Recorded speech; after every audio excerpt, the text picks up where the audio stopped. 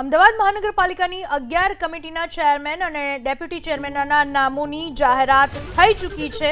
આ નામોની જાહેરાત કરવામાં આવી। પાલડી વોર્ડના જૈનિક વકીલ બન્યા રોડ કમિટીના ચેરમેન અને કમલેશભાઈ રામાભાઈ પટેલ। વેટરનરી કમિટીમાં ડૉક્ટર જયમિનીબેન ધર્મેશભાઈ દવે અને હેમાંગભાઈ ચિરાગભાઈ Shah.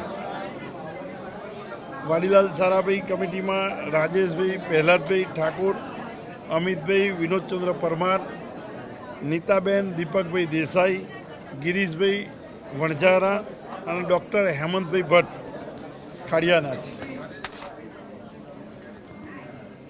Hospital committee doctor Chandniben તેજસભાઈ Patel અને ડેપ્યુટી ચેરમેન તરીકે રાજેન્દ્ર રણછોડભાઈ જાની।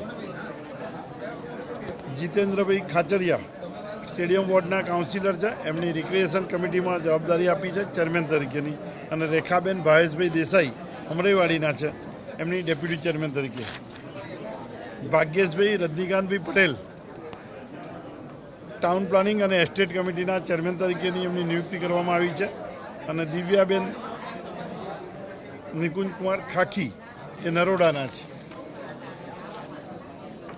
ધરમસિંહભાઈ માલજીભાઈ દેસાઈ બોડકદેવ વોર્ડના કાઉન્સિલર છે, ભૂતપૂર્વ એમટીએસના ચેરમેન છે, એમની વોટર સપ્લાય અને સુએજ કમિટીના ચેરમેન તરીકેની જવાબદારી। જૈનિકભાઈ વકીલ પાલડી વોર્ડમાંથી આવે છે અને પ્રવીણભાઈ અંબાલાલ ઘાટલોડિયા વોર્ડના, એમની રોડ એન્ડ બિલ્ડિંગ કમિટીમાં ચેરમેન વાઇસ ચેરમેનની જવાબદારી છે। હેલ્થ અને સોલિડ વેસ્ટ દીપકભાઈ પંચાલ અને રાકેશભાઈ ચીમનભાઈ પટેલ ભાઈપુરા, એમની હેલ્થ અને સોલિડ વેસ્ટમાં જવાબદારી નિયુક્તિ કરી છે। ખાસ કરીને ટકોર કરાઈ છે કોર્પોરેટરોને કે તમામ કાર્યક્રમમાં હાજર રહેવું કમ્પલસરી। કોર્પોરેટરો હાજર નથી રહી રહ્યા કાર્યક્રમોની અંદર। દરેક કોર્પોરેટર કોઈપણ કાર્યક્રમમાં હાજર રહેવાનું કોર્પોરેશનના એ ફરજિયાત હોય છે। પાર્ટીના કામ માટે પણ ફરજિયાત રહેવાનું હોય છે। પાર્ટીના કામ માટે સૂચના કરવામાં આવી છે। કાર્યક્રમમાં હાજર રહેવું એ પોતાની ફરજ છે અને ફરજના ભાગરૂપે ભારતીય જનતા પાર્ટીનો નિર્ણય કરતી હોય છે। તો કમિટીની જાહેરાત કરવામાં આવે છે। અમદાવાદ મહાનગરપાલિકાના 11 કમિટીના ચેરમેન અને ડેપ્યુટી ચેરમેનની જાહેરાત। પાલડી વોર્ડના જૈનિક વકીલ બન્યા રોડ કમિટીના ચેરમેન। વોટર કમિટીના ચેરમેન બન્યા ધરમસિંહ દેસાઈ। હોસ્પિટલ કમિટીના ચેરમેન બન્યા ડૉક્ટર ચાંદની પટેલ। રેવન્યુ કમિટીના ચેરમેન બન્યા મુકેશ પટેલ। ભાગ્યેશ પટેલ બન્યા ટીપી કમિટીના ચેરમેન। આ તમામ કમિટીના ચેરમેનોની જાહેરાત કરી દેવામાં આવી છે। વિપુલ પટેલ લીગલ કમિટીના ચેરમેન। હેલ્થ કમિટીના ચેરમેન બન્યા દીપક પંચાલ। હોસ્પિટલ કમિટીના ડેપ્યુટી ચેરમેન બન્યા રાજેન્દ્ર જાની। આ રીતે કમિટીના ચેરમેનોની જાહેરાત કરવામાં આવી। અમદાવાદના મહાનગરપાલિકાના 11 કમિટીના ચેરમેન અને ડેપ્યુટી ચેરમેનના નામોની જાહેરાત કરી દેવામાં આવી છે। અમદાવાદ મહાનગરપાલિકાના 11 કમિટીના ચેરમેન અને ડેપ્યુટી ચેરમેનની જાહેરાત કરાઈ। પાલડી વોર્ડના જૈનિક વકીલ જેઓ રોડ કમિટીના ચેરમેન બન્યા। વોટર કમિટીના ચેરમેન પદે ધરમસિંહ દેસાઈ। હોસ્પિટલ કમિટીના ચેરમેન પદે ડૉક્ટર ચાંદની પટેલ। રેવન્યુ કમિટીના ચેરમેન મુકેશ પટેલ। ટીપી કમિટીના ચેરમેન ભાગ્યેશ પટેલ। લીગલ કમિટીના ચેરમેન વિપુલ પટેલ। હેલ્થ કમિટીના ચેરમેન દીપક પંચાલ। હોસ્પિટલ કમિટીના ડેપ્યુટી ચેરમેન રાજેન્દ્ર જાની। આ રીતે ચેરમેનના નામની જાહેરાત કરવામાં આવી છે। જેમને પણ પદ મળ્યું છે તમામના ચહેરાઓ પર એક ખુશી જોવા મળી રહી છે। આ વિશે વધુ માહિતી આપવા આપણી સાથે જોડાઈ ચૂક્યા છે અમદાવાદથી અમારા સંવાદદાતા। આજે કમિટીના ચેરમેન ડેપ્યુટી ચેરમેનની જાહેરાત કરી દેવામાં આવી છે। કોર્પોરેટરોમાં પણ એક અલગ ખુશી જોવા મળતી હતી, એક ઉત્સાહ જોવા મળતો હતો। કઈ રીતે પસંદગી ઉતારવામાં આવી છે, શું માહિતી મળી રહી છે?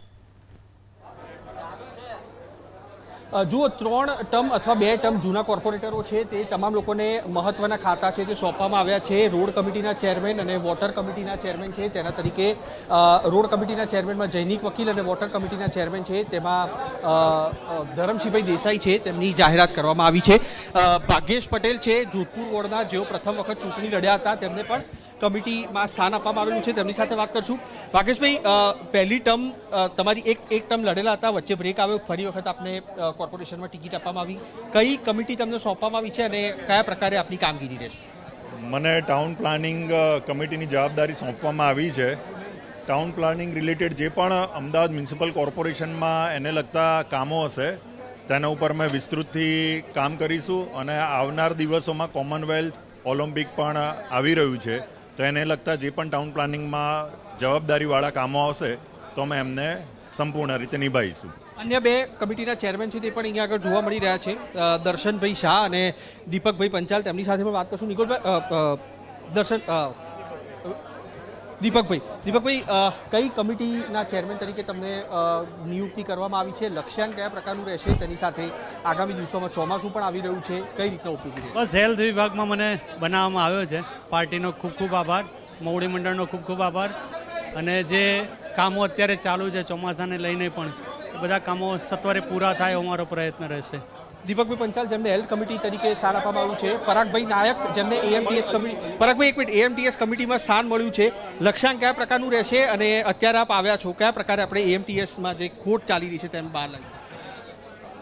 આપણે દરેક પ્રજાને કનેક્ટિવિટી મળે અને પબ્લિક ટ્રાન્સપોર્ટનો વિકાસ થાય એના માટેનું સૌથી વધારે કામ કરીશું. અચ્છા, પરાગભાઈ નાયક જેમને એએમટીએસ કમિટીના ચેરમેન તરીકે નિયુક્તિ કરવામાં આવી છે, તેના સિવાય હોસ્પિટલ કમિટીમાં ડૉક્ટર ચાંદની પટેલ છે જેઓ શિક્ષિત વર્ગમાંથી આવે છે.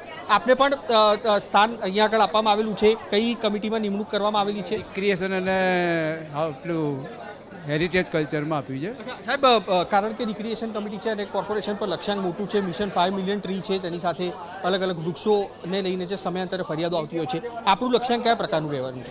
અત્યારે દેશના ગૃહ તથા સહકારિતા મંત્રી શ્રી અમિતભાઈ શાહ સાહેબનો એક લક્ષ્યાંક છે કે ગાંધીનગર લોકસભા હરિયાળી લોકસભા એ વિષય પર કામ ચાલે છે અને સમગ્ર અમદાવાદ મહાનગરને હરિયાળું બનાવવાનો અમારો પૂરો પ્રયત્ન રહેશે. નવા કમિટીના ચેરમેનો છે તે અહીંયા આગળ પહોંચી રહ્યા છે અને સ્વાભાવિક રીતે તેમની પ્રાયોરિટી કયા પ્રકારની છે તેને લઈને પણ તેઓ વાતચીત કરી રહ્યા છે અને તેની સાથે અત્યારે આ 11 જે પેટા કમિટીઓ છે તેની જાહેરાત કોર્પોરેશન તરફથી કરવામાં આવી છે. હવે પછી સામાન્ય સભા મળશે અને તેમાં તમામ 192 કોર્પોરેટરો સમક્ષ આ જે કોર્પોરેટરોને ચેરમેન બનાવવામાં આવ્યા છે તેના નામની જાહેરાત કરવામાં આવશે અને આજથી પદ ગ્રહણ કરી અને અલગ અલગ વિભાગના હવાલા છે તે આ તમામ કમિટીના ચેરમેનો છે તે લઈ લેશે.